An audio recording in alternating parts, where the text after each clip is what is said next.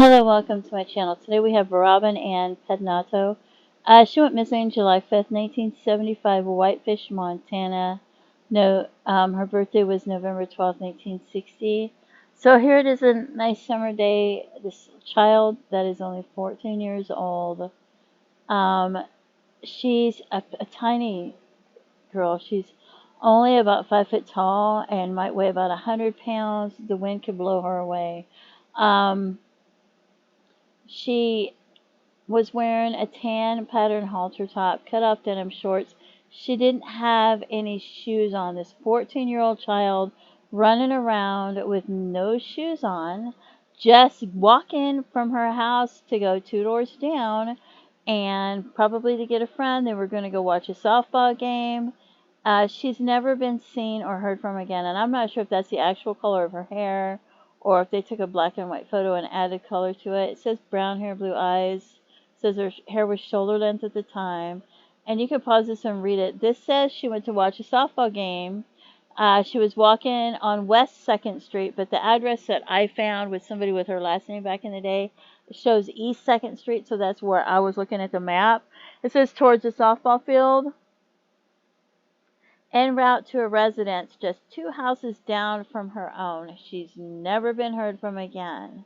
So then you think about what's going to happen to a child, a 14-year-old child with no shoes on, walking barefoot down the street, only walking 2 houses down. And you wonder, are the houses spread out, But they're not. And the family, they don't believe she ran away. Why would she run away leaving her purse at home and not wearing any shoes? She kept a diary. They didn't find anything in the diary. Her boyfriend passed a polygraph. And another teen went missing about 10 miles away a year later. But and this is the address that I found. And you can see, and if something happens to you or you're walking 2 doors down, I don't know if this is the address she lived at or if it's a family member that she was walking to their house, or I don't know which house she lived in, but she was walking 2 houses down, and what's going to happen to her? So then you got to question, you would imagine somebody would have to have a vehicle, right? I don't know for sure, but then you question, was somebody parked on the side of the road? Was somebody visiting somebody's house nearby? Like I said, I don't know if this is the address. Was somebody coming or going nearby? Did something happen to her before she left the house? Did she get into the house and they didn't notice? But I don't know, because I don't know whose house she was visiting or which house she was actually at. And then you have to question, because if she did live right in this area, and this is East 2nd Street, not West 2nd Street, but there's a park right here. There's a park right here, so then you have to question, was somebody dropping somebody, if this is the area that she might have actually lived, because I did find somebody with a last name like that used to live there back in the day. Maybe somebody was dropping somebody off at the park, maybe it was somebody she knew, maybe somebody was just parked across the street from the park, watching the park, maybe a predator. Because a predator that's looking for a child might park across the street from a park watching, right?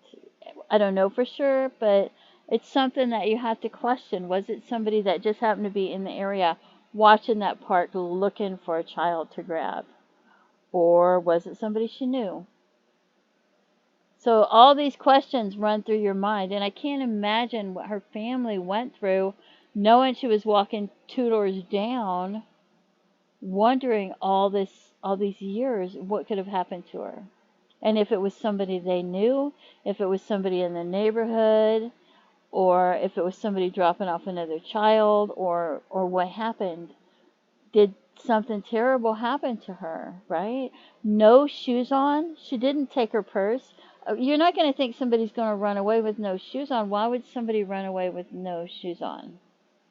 She says, hey, I'm going to walk 2 doors down, and then we're going to go watch a game. And then, yeah, this is East 2nd Street, and there is a West 2nd Street. And I don't know if she lived in that house, like I said. But And West 2nd Street, I think, starts right about in here somewhere. No, that's still East 2nd Street. And 2nd Street. So I don't know when it turns into West 2nd Street or where West 2nd Street is. So, hold on. Because that did say West 2nd Street.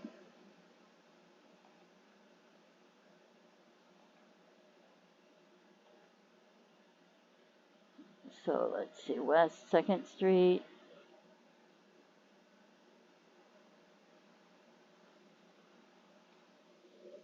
I just don't understand. 4-minute drive. And 20-minute walk. So this is East 2nd Street and this is West 2nd Street right there.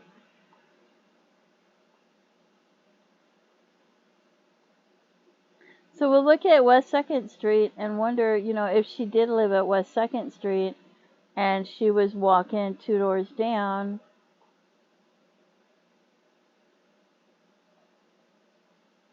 walking barefoot. And if it's on the same side of the street, like if it was somewhere in here, you'd just be walking through the dirt, wouldn't you? Right? You probably wouldn't even go up to the sidewalk unless you've got to go across the street. But I don't know. It's just horrific. It's just horrific to think of a 14-year-old child walking 2 houses down, and then they're going to go watch a softball game and they disappear. And you've got to wonder who did it and all these things and what happened to her. And it's been all these years. And I feel like somebody has to know something. Somebody out there has to know something. It's not like it's a huge town, right? And so it really seems like somebody would have had to have known something, suspected something, would have had to have been drinking over the years and talking and told somebody something. And so other people might know something. And if you have any information, please come forward and contact the police department and let them know. You can call them, you might can find emails online, you might can write a letter and mail it and not even put a return address if you wanted to. And even if you feel like it's hearsay, you're not sure if it's true, you're not sure if it's important, just let them know, let them decide what's important and what's not important.